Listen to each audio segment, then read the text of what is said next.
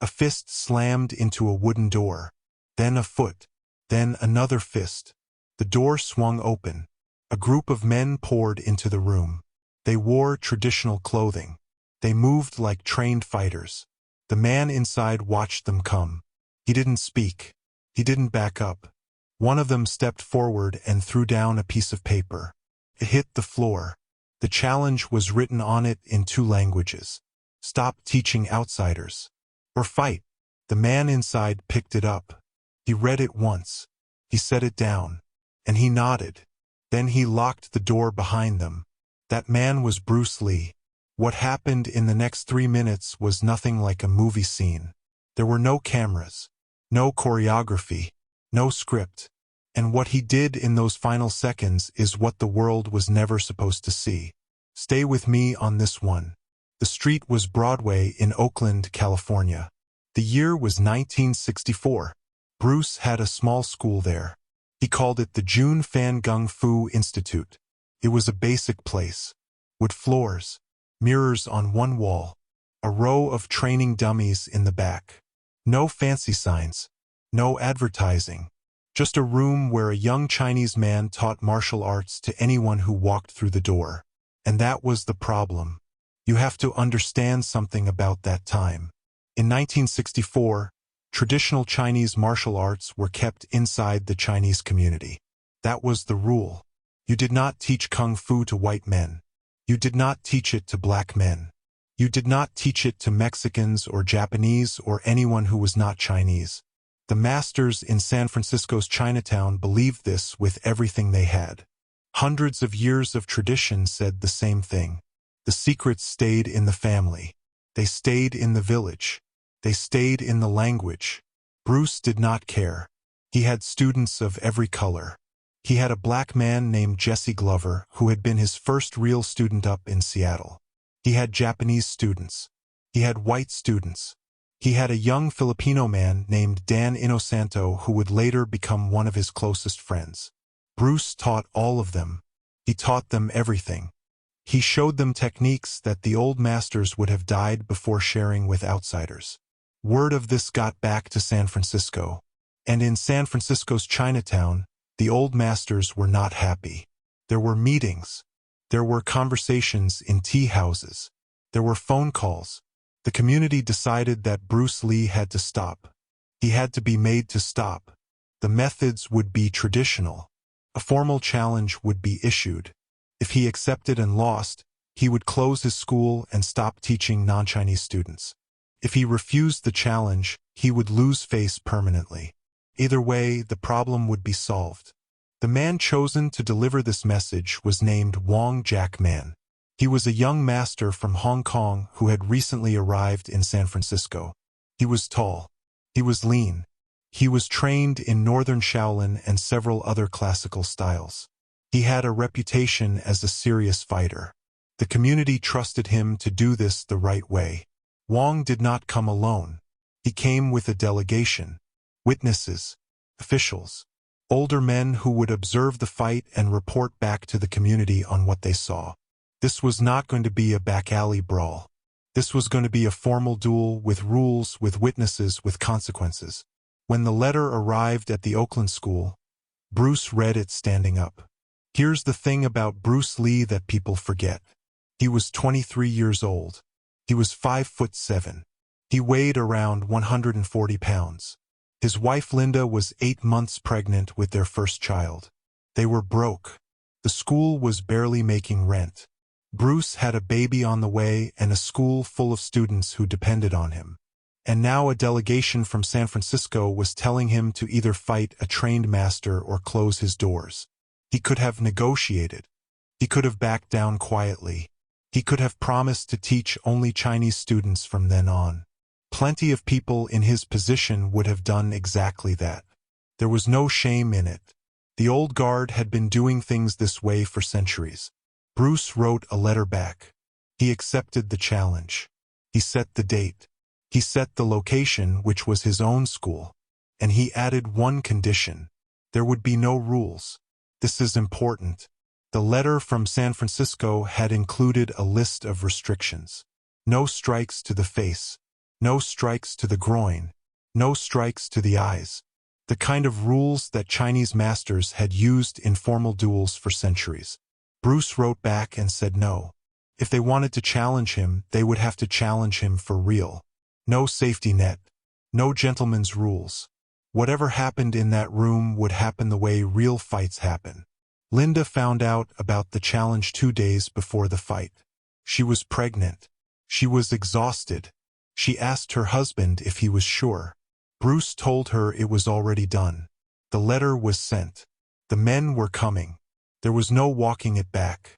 The day before the fight, Bruce went into the school and stood in the empty room for a long time. He looked at the training dummies. He looked at the mirrors. He looked at the place his son would grow up hearing stories about. And then he went home and waited. They arrived in the afternoon. There were 5 or 6 of them. Wong Jackman was at the front. Behind him were the witnesses. Older men in traditional clothing. Men in suits. Men who held themselves like officials. They came into the small studio on Broadway and stood in a loose circle near the door. Bruce was already inside. Linda was there too, sitting on a chair against the wall with one hand on her belly. Her face was white. James Lee, Bruce's older friend and partner at the school, stood near her. He had a heavy wrench in his hand, just in case things got out of control. The 2 fighters faced each other in the middle of the room. There was a brief discussion. The delegation wanted rules. Bruce had already said no rules. They argued for a few minutes in Cantonese, voices going up and down, hands gesturing. The witnesses looked back and forth. Finally, one of them stepped forward and asked Bruce one more time. Would he accept the traditional restrictions? No face, no groin, no eyes. Bruce said no. The witness stepped back. Wong Jackman took a position in the middle of the floor. He set his feet. He raised his hands in a traditional northern Shaolin posture. Bruce moved into his own stance. At this point in his life, he was still using a modified Wing Chun base. Hands up, weight forward, eyes locked. For a moment, neither man moved. Then Wong raised one hand and offered the traditional Chinese salute. A fist into an open palm. A sign of respect. A formal acknowledgement that this was a duel, not a brawl. Bruce did not return the salute. Instead, he came forward. What happened next was not graceful. People who tell this story today like to imagine it looked the way Bruce Lee looked in his movies. Quick, precise, beautiful. It did not look like that. There was no choreography. There were no slow-motion strikes. There were no perfect stances. This was 2 young men in a small room trying to hurt each other. Bruce came in hard. He threw a series of straight punches down the center line. Wong blocked some of them and absorbed others. The 2 men crashed together and grappled for a moment. They broke apart. Wong threw a kick. Bruce slipped it. They closed again. It went on like this. Punches. Blocks. Movement. The witnesses watched in silence. Linda sat with her hand on her belly and watched her husband fight a man she had never met. Here is something that almost nobody talks about. The fight was not quick. The way it is told in legend, Bruce ended it in seconds. The truth, the version Bruce himself told later, the version Linda confirmed in her own writing, is that the fight took about 3 minutes. 3 minutes is a long time. 3 minutes in a real fight feels like an hour. And Bruce was not winning the way he wanted to win. He was landing more strikes than Wong. He was controlling the distance. But Wong was tough. Wong was experienced. Wong was not going down. Every time Bruce thought he had him, Wong recovered. He moved. He blocked. He fought back.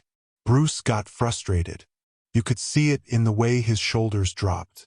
His timing started to slip. His breathing got loud. He was burning through energy at a rate he had never burned through it before, and he could feel it. He had trained for explosive bursts. Wing Chun is built for close-range, short exchanges. You finish the fight in a few seconds, or you keep finishing it over and over. He had never trained to fight someone for 3 solid minutes who refused to fall. His arms were getting heavy. His legs were getting heavy. He was a 23-year-old in peak physical condition, and he was running out of gas in his own school. That is when Wong tried to break away. It was not a retreat. Not exactly. Wong had been trained to fight at distance with long strikes and circular motion. Up close, against Bruce, he was at a disadvantage. He tried to back up and create space. He turned partially. He started to move toward the door. Bruce read it as running. And here, for a moment, the fight seemed to slow down. Wong was disengaging. The witnesses were starting to move forward. The whole thing looked like it might be over. Bruce stood breathing hard in the center of the room. His chest was heaving. Sweat was running down his face. Wong was 3 or 4 steps away from him, off balance, half-turned, his hands lowered. It looked like a draw. Or maybe Wong was conceding. Either way, the fight was ending. The witnesses started to relax.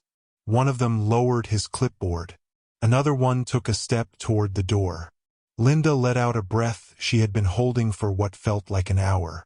James Lee shifted the wrench in his hand from one grip to the other.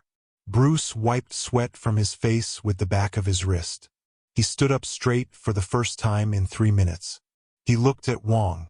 He looked at the witnesses. He looked at his wife. And for one single second, it really did look like it was over. Then Bruce moved. He didn't say anything. He didn't shout. He didn't telegraph it. 1 second he was standing still in the middle of the room, and the next second he was on top of Wong Jackman with both fists swinging. And this is where the story changes. This is where it becomes something the witnesses had not signed up for. Up to this point, it had been a formal duel. There were rules being broken, but there was still a structure. 2 fighters in the middle of a room. Strikes and blocks and respect for the distance between them. Even with Bruce refusing the traditional restrictions, even with no face protection rule, there was a shape to what they were doing. That shape collapsed. Wong tried to cover. He raised his arms. He tried to back away. Bruce went with him. Wong hit a wall. Bruce kept punching. Wong slid sideways along the wall toward the corner of the room. Bruce followed him every step. Now the witnesses were not just observing. Now they were watching something they could not control. And here is the part nobody likes to talk about. Bruce did not stop when Wong stopped fighting back. He did not stop when Wong's hands dropped. He did not stop when Wong tried to turn his face away. He kept going. The witnesses called out in Cantonese. They told him to stop. They told him this was finished. They told him he had won. Bruce did not stop. He hit Wong in the face. He hit him in the head. He grabbed the back of his neck with one hand and pulled his head down and brought his other fist down on the side of his head. Once, twice, 3 times. Wong was bent at the waist, mostly covered up, taking it.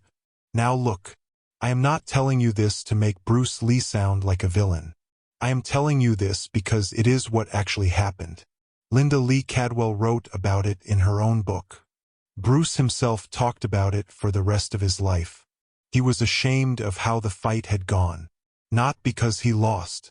He didn't lose. He was ashamed because he had lost control. This is the moment that broke him. The witnesses moved in. 2 of them grabbed Bruce by the shoulders. One pulled him back by the arm. They had to physically pry him off another man. A trained 23-year-old martial artist had to be physically removed from his opponent by 3 or 4 older men in suits. They got Bruce off Wong. Wong slid down the wall to a sitting position. His face was bloodied. His hair was wet with sweat. He was breathing in short, hard gasps. He was conscious. He was alive. But he was beaten. There was no question about that. Anyone in that room could see it. Bruce stood in the middle of the floor with his chest heaving. His hands were shaking. He looked at his own knuckles. They were torn open and bleeding. He looked at Wong on the floor. He looked at the witnesses. Nobody said a word. The room just went dead quiet. If you're still with me on this story, hit that subscribe button. Because what happened next, after the witnesses left, after Wong was helped out, after the door closed and Bruce was alone with his wife in that empty school, is the part that almost nobody knows. It is the part that turned a victory into a personal crisis. It is the part that changed the entire history of martial arts in the West. The witnesses helped Wong to his feet. They walked him out of the school. They did not speak to Bruce on the way out. They did not bow. They did not offer the traditional acknowledgments. They just took their man and left. Bruce locked the door behind them. He turned around. Linda was still on her chair. Her hand was still on her belly. She was looking at him in a way she had never looked at him before. Not afraid of him. Not exactly. But like she was seeing someone she didn't recognize. James Lee set the wrench down on a bench. He walked over to Bruce. He looked at his hand. He looked at his face. He didn't say anything either. Bruce walked to the back of the school. He went to the sink and turned the cold water on and started washing his hands. The water ran red and pink down the drain for a long time. He kept his head down and he kept washing his hands, and his shoulders started to shake. Not from fear, from something else. He had won the fight. He had defended his school. The challenge from San Francisco was over. Officially, by the rules of the Chinese martial arts community, he had earned the right to keep teaching whoever he wanted. He had done what he set out to do. So why did he feel like he had lost? That question is what made Bruce Lee into Bruce Lee. Not the fight itself. The question that came after the fight. The question that he could not answer that day or that week or that month. The question that drove him to take apart every single thing he believed about martial arts and rebuild it from scratch. Because Bruce Lee had just realized something that nobody else in that room had realized. He had been in trouble. In a real fight. 3 minutes. He had been losing his wind. He had been losing his form. He had been losing his control. And if Wong Jackman had been even slightly better, or even slightly more aggressive, the story might have ended differently. The truth was hiding inside the victory. And Bruce was the only person in the room who could see it. Linda Lee Cadwell wrote later that her husband barely slept that night.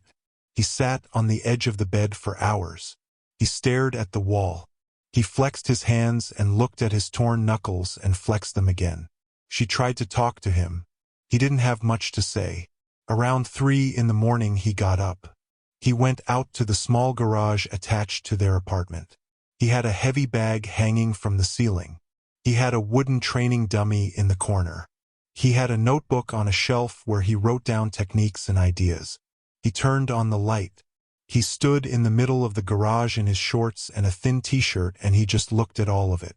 And then he took it apart. I don't mean the equipment. I mean his entire approach to fighting.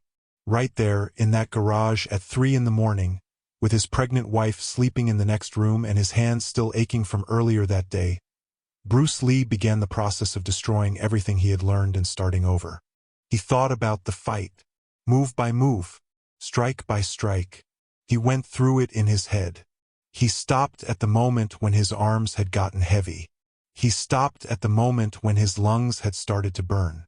He stopped at the moment when he had felt his stance break down. Wing Chun was his root style. He had trained in it for years in Hong Kong under the legendary master IP Man. He loved it. He believed in it. He had built his teaching around it. And he had just discovered in real combat that it had failed him. It had not failed completely. He had won. But it had failed in ways he had never expected. The close-range trapping system, the structured stances, the 2-second exchanges that were supposed to end a fight.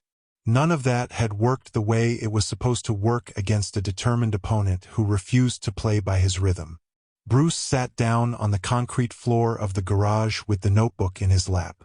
He started writing. He wrote that conditioning was everything. That a fighter who could not last 3 minutes in an actual fight had no business calling himself a fighter at all. He wrote that traditional styles, including the one he himself had built his school around, were carrying centuries of dead weight. Movements that looked beautiful. Stances that looked formal. Salutes and forms and rituals. None of which had helped him land a clean finishing strike on Wong Jackman. He wrote that a real fight had no style. A real fight had no rules. A real fight had only one rule, which was that you did whatever worked. If a punch worked, you used to punch. If a kick worked, you used to kick. If a grab worked, you used to grab. If running worked, you ran. He underlined that last word. Running. This was heresy. In traditional Chinese martial arts, you did not run. You faced your opponent. You won or you died standing. The whole concept of strategic retreat, of breaking off contact to reset distance, was foreign to the philosophy he had been raised in. And he had just learned, watching Wang try to back away from him, that strategic retreat was a brilliant tactic. He had been so locked into the idea of pressing forward that he had read a smart move as cowardice. He had punished Wang for doing the right thing. He wrote that down too. The notebook filled up that night. Pages of it. He wrote in English and Chinese, switching back and forth, sometimes mid-sentence. He drew diagrams. He sketched out new training routines. He wrote down the names of Western boxers he wanted to study. Muhammad Ali, Jack Dempsey. He wrote about fencing footwork. He wrote about wrestling. He wrote about anything that could solve the problem he had just experienced firsthand. This was the night Jeet Kune Do was born. Not the name. The name came later. But the idea, the principle, the thing that would make Bruce Lee into the figure the world remembers. The willingness to throw away tradition. The willingness to borrow from any source. The willingness to admit that what he had been taught was not enough. He started running the next morning. Long-distance running. He had never been a long-distance runner before. He hated it. But he ran anyway because the fight had told him he needed it. He bought boxing gloves and a speed bag. He bought weights and started lifting. In an era when most martial artists believed weights would make you slow and stiff, Bruce started building strength. He read everything he could find on Western boxing and on Asian martial arts. He took notes on everything. His personal library would eventually grow to over 2,000 books. Almost all of them on combat or physical training. He changed his diet. He cut out anything heavy. He started drinking protein shakes long before they were popular. He timed his meals around his workouts. Within a year, he was a different fighter. Within 2 years, he was a different teacher. Within 3 years, he was traveling to Los Angeles and giving demonstrations that would catch the attention of the people who would eventually put him on screen and turn him into a global icon. And it all came out of that one fight. The fight where he won. The fight where he discovered, in the same minute, that winning was not enough. Wang Jackman went back to San Francisco. He recovered from his injuries. He continued teaching. He lived a long life as a martial artist and as a quiet, dignified man. For decades afterwards, when reporters asked him about the fight in Oakland, he gave careful answers. He said it had been a misunderstanding. He said both men had fought hard. He said the version in the legend was not quite right. His version of the fight was different from Bruce's. Wang said it lasted longer than 3 minutes. He said it was closer to 20. He said he had not lost. He said the witnesses had stopped it because the rules were broken, not because he was beaten. The truth in fights like this lives somewhere between the two accounts. Linda Lee Cadwell, who watched the whole thing, supported her husband's version. But she also said years later that the most important thing was not who won. The most important thing was what Bruce did with the experience. Because there is a version of this story where Bruce Lee won the fight and then went on with his life. He keeps his Wing Chun school. He keeps teaching. He becomes a competent martial artist with a small following on the West Coast. Maybe he gets a few movie roles. Maybe he doesn't. Either way, he is forgotten. That is not what happened. What happened is that the fight broke him in a useful way. It broke his ego. It broke his certainty. It broke his loyalty to the system that had raised him. And out of that breaking came something the world had never seen before. Bruce Lee invented a new way of approaching combat. He called it Jeet Kune Do, which translates roughly as the way of the intercepting fist.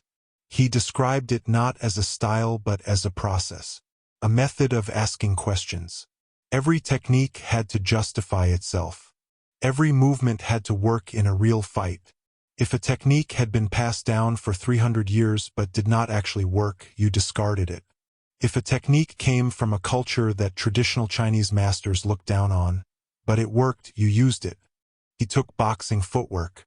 He took fencing principles. He took wrestling. He took street fighting. He took anything that worked. He threw away anything that didn't. This sounds obvious today. In an era of mixed martial arts, where fighters from all backgrounds compete against each other and styles blend constantly, this seems like common sense. But in 1965, this was a revolution. It was a direct attack on every traditional martial arts academy in the world. It was an insult to centuries of teaching. And Bruce Lee did it because he had stood in his own school and looked at his bloody knuckles and realized that the system he had inherited was incomplete. He never fought Wong Jack Man again. He never needed to. He had taken the lesson and moved on. He went to Los Angeles. He taught small private classes. His students included Steve McQueen and James Coburn and a young Kareem Abdul-Jabbar. He worked on television. He worked in film. He pushed against an industry that would not let an Asian man be a leading man. He pushed harder than anyone had ever pushed. And in 1971, almost 7 years after the fight in Oakland, he made a movie in Hong Kong called The Big Boss, and it changed everything. He died young. Too young. He was 32 years old. There are theories about how he died, theories about why, but the simple medical fact was that his body gave out under conditions his doctors could not fully explain. He left behind a wife, a son, and a daughter. Brandon, the son who had been in his mother's belly during the Oakland fight, would grow up to be an actor like his father, and would die young like his father, in an accident on a film set. Shannon, the daughter, would carry the family legacy forward and is still doing it today. But this is not really a story about how Bruce Lee died. This is a story about how he was made. And the truth is, he was made in a small room in Oakland on a hot afternoon in 1964, when he won a fight he should have won easily, and discovered that winning was not the same as being ready. Most of us go through life never having that moment. We never get the lesson that being good enough to win is not the same as being good enough. We never get the slap in the face that tells us our skills, our knowledge, our preparation are not quite what we believe they were. Bruce got it. He took it. He used it. The man you see on a poster with the perfect body and the perfect form and the perfect shout. That man did not exist before the fight in Oakland. The perfect Bruce Lee was built afterwards. He was built in a garage at 3 in the morning, with a torn knuckle and a notebook and a pregnant wife sleeping in the next room. The fist that slammed into the wooden door of his Oakland school in 1964 was not the fist that the world remembers. But it is the one that made him. That fight, the brutal one, the real one, the one with no cameras and no choreography, is the foundation that everything else was built on. And now, you know,